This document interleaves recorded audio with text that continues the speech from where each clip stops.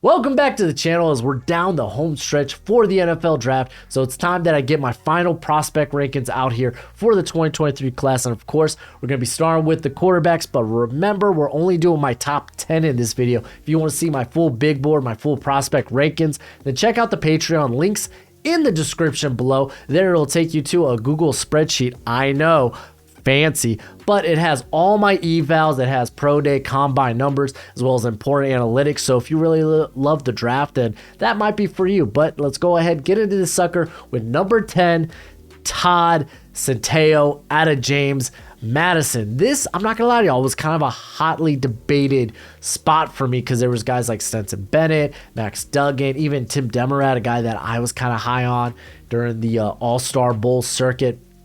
But I settled on Centeio because I really like his build. I like the improvement he made here in year 2 as a full-time starter. And I just think there's a lot to like about him. Let's go ahead and just kind of do a little backstory to give you a little context. He originally played for Temple for about 3 seasons and didn't really get playing time there. Moved to Colorado State, where 2021 he actually became the starter there. He was okay, nothing special. Then transferred to James Madison, where he kind of emerged, had literally a big time year, 25 touchdowns to only 5 interceptions. He was really good on the ground with 7 tutties. But I mean, you could say part of that is moving away or moving out of the Power 5. Doesn't really help that the only Power 5 team on James Madison's schedule was Louisville, which happened to be, well, Centeio's worst game. But I think he's got tools worthy of a developmental quarterback. He's got a nice sturdy build at 6 foot, 221 pounds, and his play style kind of reminds me a little bit of Dante Culpepper. But to be fair, Dante Culpepper got like 30 pounds on him. So like the build, I kind of settled on the comp of Brett Hundley. I think that's a pretty fair comp for him. But Centeio, he has an NFL arm. He shows very good ball placement. He can literally litter it all over the field. However, he does lack a bit of zip on those deeper throws, and sometimes you'll see those balls sail on him, allowing defenders to get back up in the play. He also tries to remedy this by, well, using the good old-fashioned touch pass, but sometimes he's a bit late on his throws. Like, honestly, working on his anticipation would go a long way. And also, he could do a better job of throwing from a consistent base. There are times you see him throw off his back foot, which that ain't gonna help you put a little more mustard on the football. But he is more than just a mobile quarterback. Like, the dude is a legit threat as a runner, and I really like the idea of him maybe in a play action, heavy scheme, a lot of rollouts, bootlegs, and whatnot. Really take advantage of those wheels that he has. On to number 9, I have Aidan O'Connell out of Purdue, and this cat probably has the most dropbacks of anybody in the class, and he's kind of a nice underdog story as well. He was an unranked recruit coming out of 2017. He was a walk-on at Purdue. Didn't appear in a game until 2019, where he made 3 starts, and then in the shortened 2020 season, there for the Big Ten, he made 3 starts before suffering a season-ending foot injury.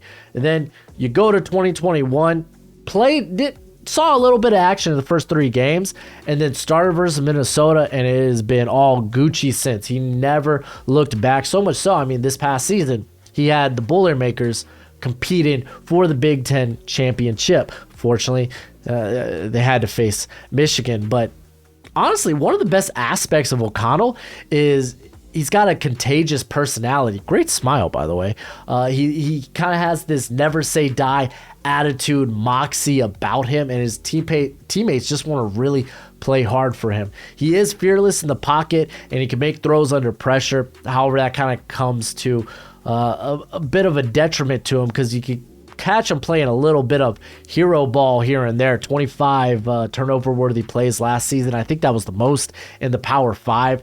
He is also one of the older prospects. He'll be 25 at the start of his rookie season, so that's not really going to help him out too much. Currently 182 on my big board. Hope you love the comp of Trevor Siemian, who actually on the day that I'm recording this just got released from the Chicago Bears. So, woohoo! Hopefully that's not bad mojo for O'Connell.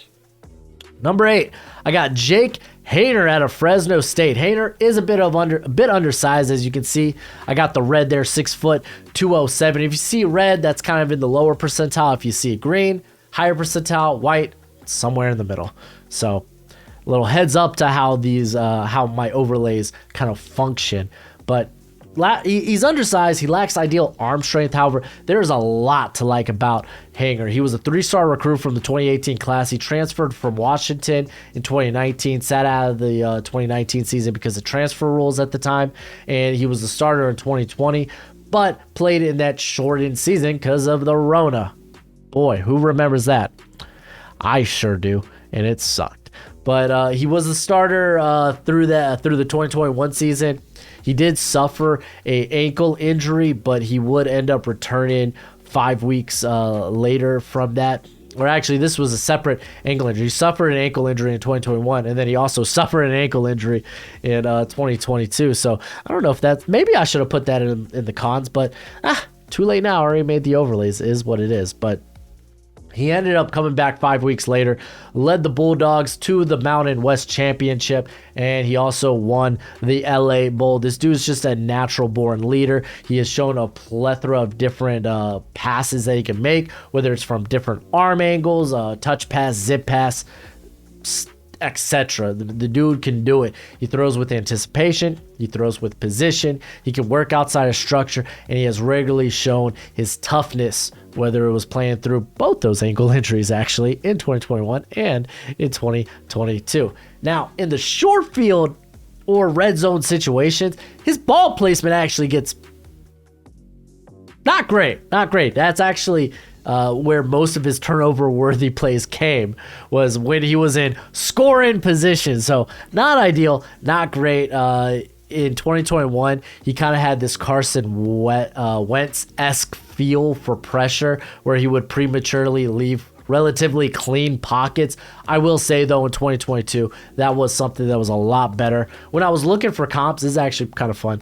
I typically, when I do comps, I go to mockdraftable.com. That's a great website. Check it out, where it'll show you guys who are basically have similar like measurements, similar drill times, and whatnot. So you could at least see in terms of like body, what guys are kind of similar in terms of like body and physical ability. And kind of there, you're like, okay, whose playing style kind of matches this? And it was real funny because the minute I saw Colt McCoy, I was like, yo, Arizona Cardinals, 13-year vet Colt McCoy, I could totally see Jake Haener. Now, we're not talking about freaking Texas Longhorns, one read and then run the football Colt McCoy. I'm talking about NFL comparison Colt McCoy. I think is actually a fairly accurate comp for Jake Haener. You let me know what you think in the comment section below. But let's go ahead and move on to number 7, who is Clayton Tune out of Houston. Tune has a good size. He tested well at the combine. He's a better than you would expect athlete who ran for almost 700 yards actually this past season. Now, he isn't a guy that's going to strike fear into defenses because of his running ability, but he's able to extend plays with his feet, and you like to see that. I really like how Tune just plays the quarterback position, from how he adjusts pre-snap to just how he throws the football. Like,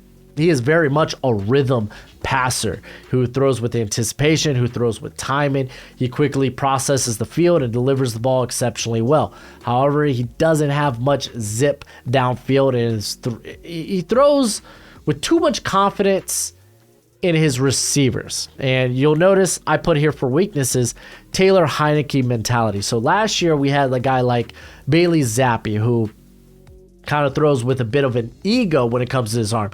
So he tends to make throws his arm's just not capable of making. While you have kind of the opposite of that, kind of sort of, I guess the opposite, in like a Taylor Heineke who throws because he's like, hey, my wide receiver, they can make that catch. I just gotta put it in the general area and allow them to make a play on it. And I guess, having Scary Terry on your team maybe gives you a little bit of that, but I think I saw a little bit of that with Toon, because there were a few occasions where he was throwing jump balls to Tank Dell. If you're not familiar with Tank Dell, he's 5'8", 165 pounds. Tank Dell, great weapon, but it's not an ideal position to put him in when you're asking him to go up and get a jump freaking ball. But I kind of saw a little bit of Taylor Heineke in it, where it's like, okay, well, Terry McLaurin's somewhere down there 20 yards. I'm just going to throw it up. Coverage be darned. So that's something I noticed. But hey, 40 TDs this past season, a very solid year for Toon. I have him at 147, and now we're going to see a bit of significant jump, in my opinion, in terms of the talent in this quarterback class. As we go to number 6, and it's Hendon Hooker, and I know a lot of people are not going to like him here at 6. Listen, I love Hendon Hooker. He was going back to his Virginia Tech days, always misused. He was exclusively a running quarterback for Virginia Tech. And really, when he made that move to Tennessee, it was a money-making move for him. He showed off what he can do as a pocket passer, and his run with the Volunteers, it's been iconic, man. I have full confidence that he would have won the Heisman Trophy if he hadn't gotten injured. So let's talk about the good first when it comes to Hendon Hooker, because he's got good size at 6'3", 217. He can maneuver the pocket. He's got an NFL arm. He goes through progressions relatively quickly, and he offers a big plus as a runner. However, the bad, he's coming off an ACL injury, but it sounds like rehab is going exceptionally well, so I'm not too worried about that. I just should mention it. He's one of the older prospects in this class. He'll be 25 by the start of his rookie season. And typically, why people don't really like to draft older prospects relatively high, because typically whatever their physical tools are at that age, those are your tools. They typically don't get much better from there.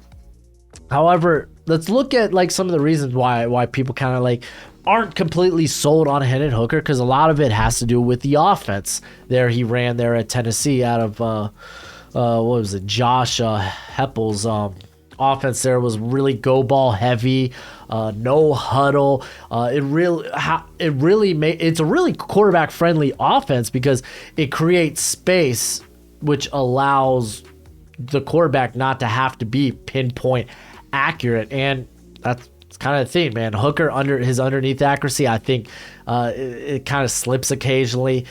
He really relies on the touch pass on deep balls because he just can't throw it on a rope past 20 yards, in my opinion.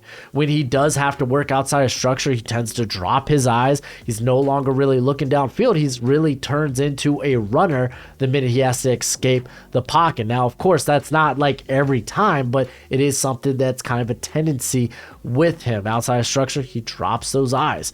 So, and I really feel like keep those eyes up and you're going to make a big play with that arm. You really are.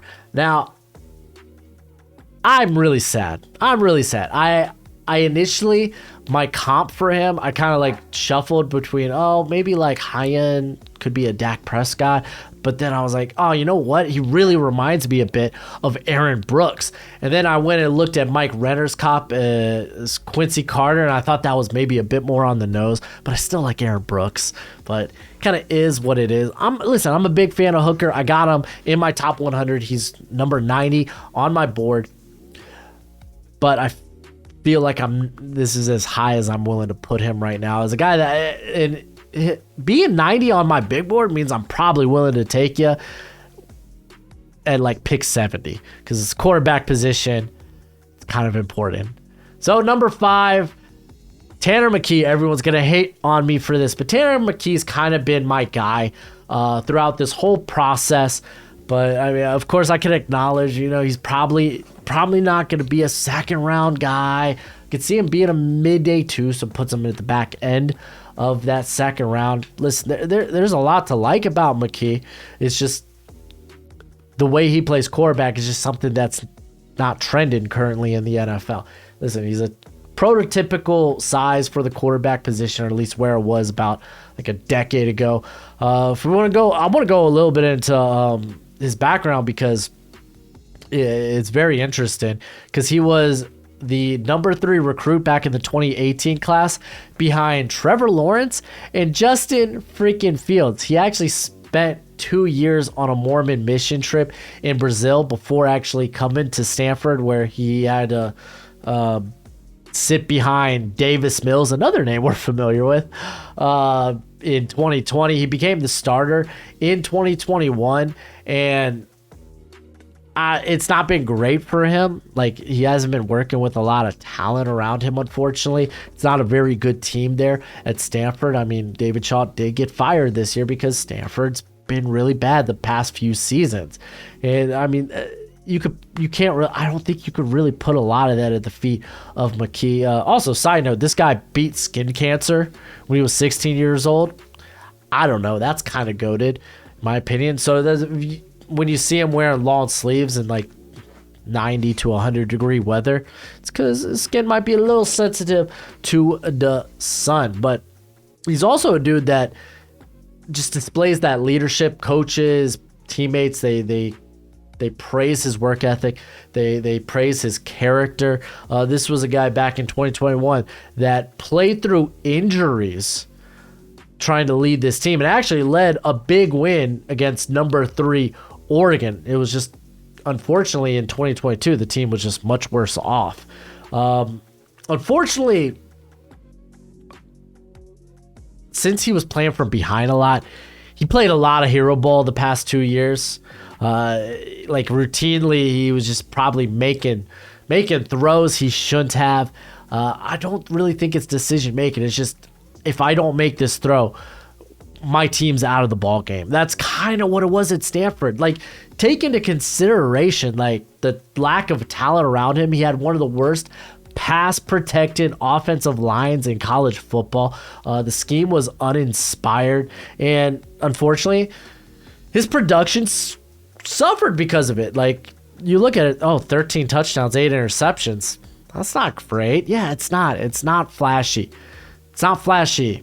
He had to pick up the slack, and unfortunately just couldn't do it. Like, I know a lot of people were like, well, I want a quarterback that can make the players around him better. Well, he can't help it if basically he's playing with a group of 5 school when he's in the Pac-12. I mean, that's kind of what it was. Well, that's really the situation was.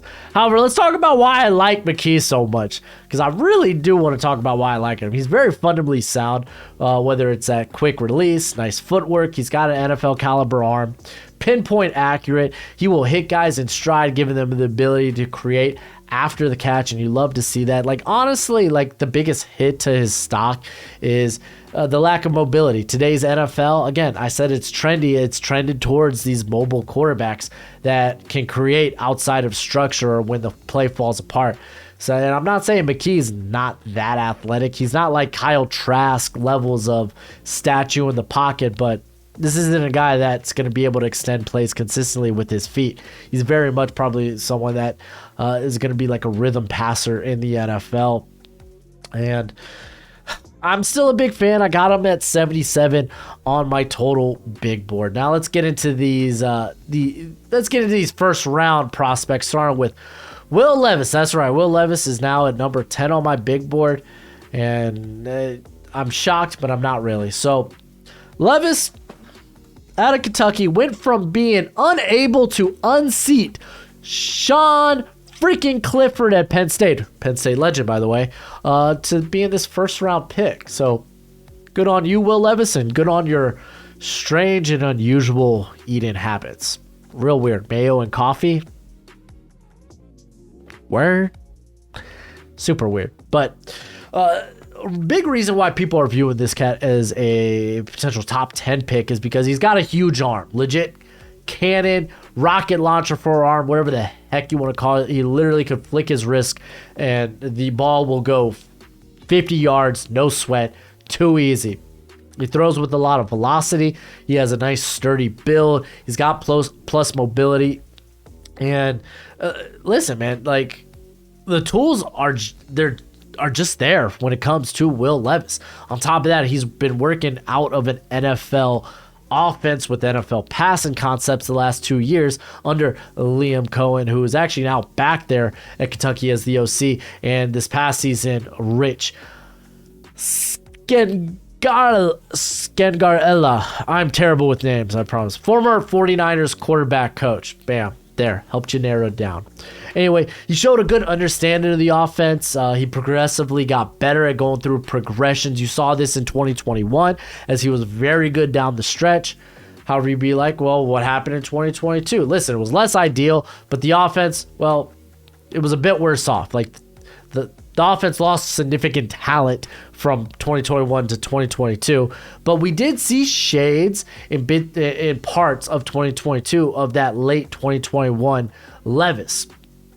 People, they're going to want to harp on this dude's decision making, and I think that's fair. He does make some poor decisions on tape, but ball placement might be the bigger issue because much of his interceptions came, like if you look at his interceptions, came via friendly fire. They were drops or balls tipped off the hands of his receivers. However, there are plenty of balls that are just too out in front of his receivers, or he's just thrown behind.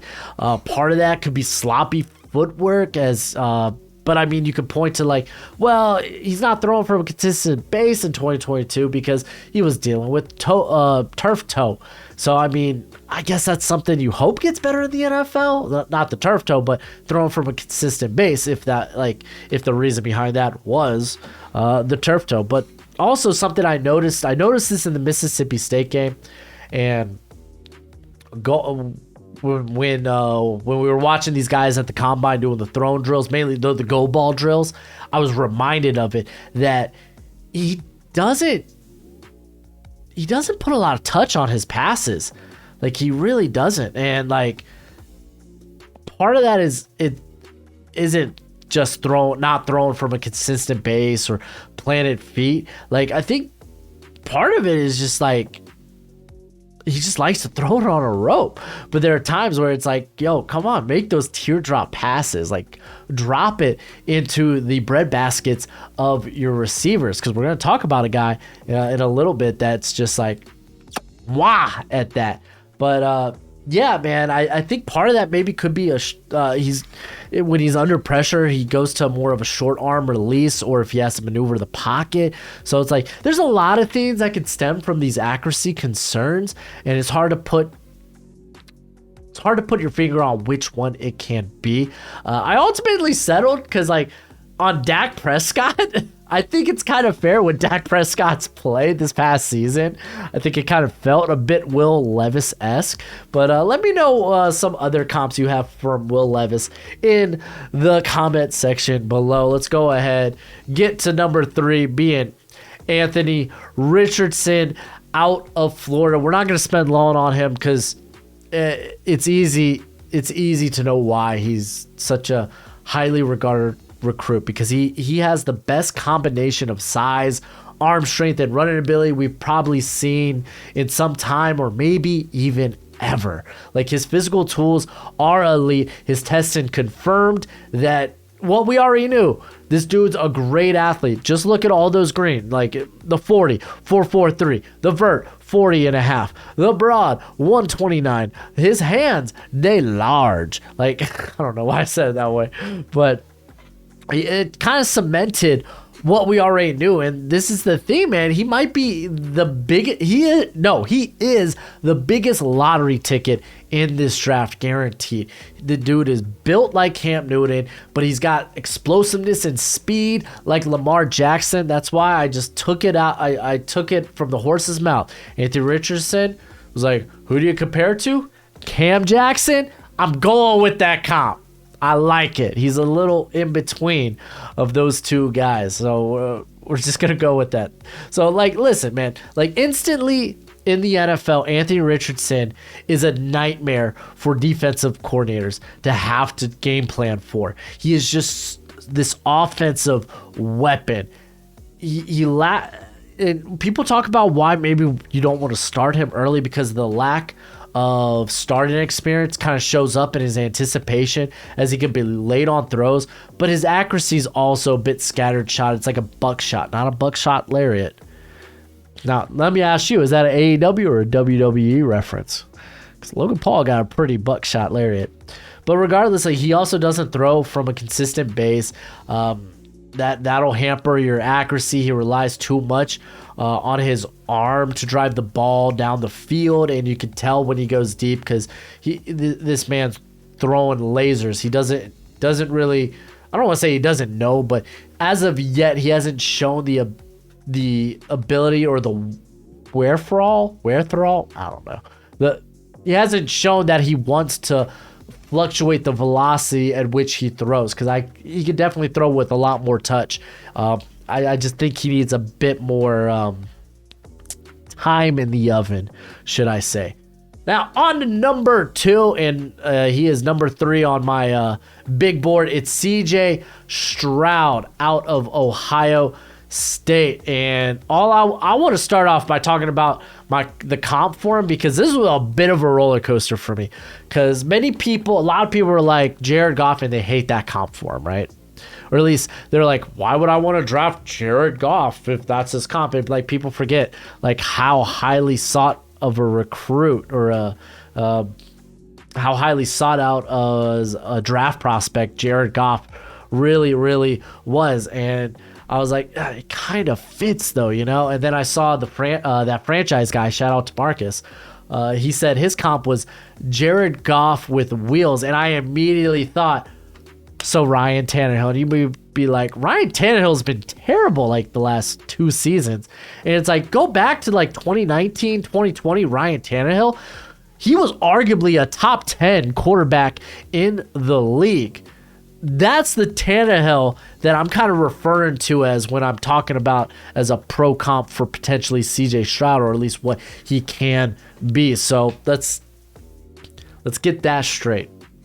Now, the biggest concern with Stroud is his play under pressure, his ability to work outside of structure and improvise despite having the mobility to be able to do so. Now, I know many people want to believe that after his performance against Georgia, that kind of alleviates those concerns. And that's not the case. We got 2 years of tape, you know, that says otherwise.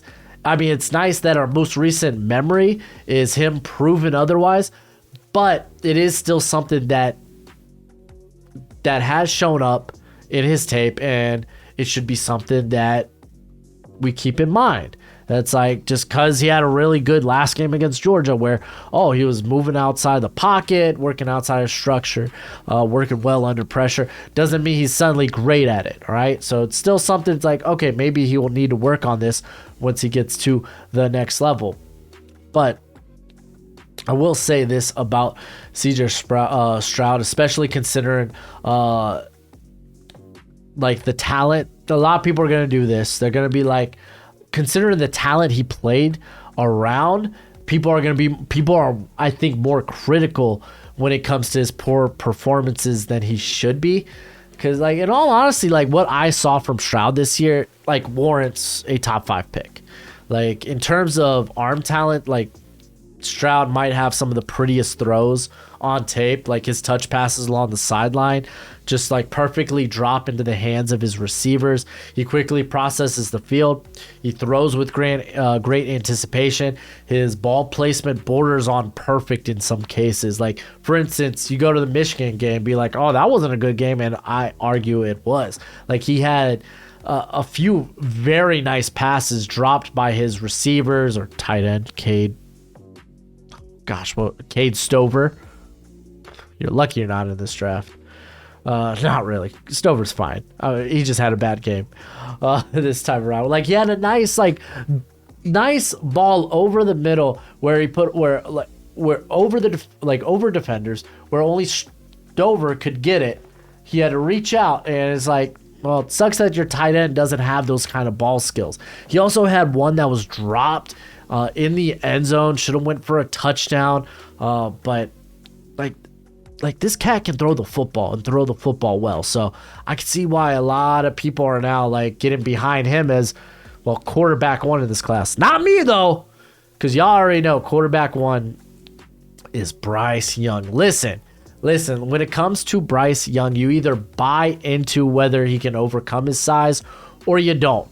Like, there will be those worries about longevity in the NFL. But I mean, this guy missed only one game last 2 years as a starter. He came back really quickly from the the AC joint in the shoulder. Came back very quickly, but it's a fair criticism. I'm not gonna act like it's not.